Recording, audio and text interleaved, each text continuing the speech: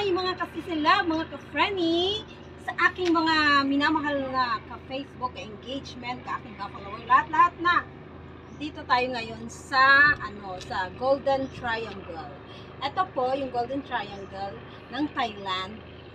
Yan po, yan na yan, yung green na yan, yung green na yan, yan ang Myanmar. O diba? Pwede nang languyin, papunta doon, diba? Pwede na akong pumunta ng Myanmar. Langoy lang. Tapos, doon naman sa kabilang lalanguyin, sa kabila na yon is Laos. Yan yung version ng Laos na Macau style. Macau kasi may mga casino doon which is developed by the Chinese. So, maganda daw doon. Tingnan natin kung magpunta tayo doon. Diba? At dito ang kinakatayuan ko is Thailand.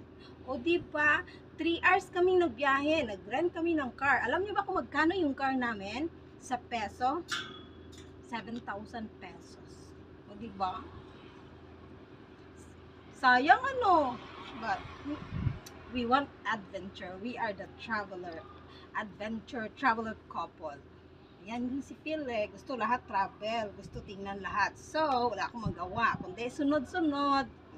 Para di masayang yung travel at ang pera. Siyempre, ako naman, picture-picture, video-video, kaya share. Because sinishare ko sa inyo ang aking video. Bye! Share and follow. I love you all.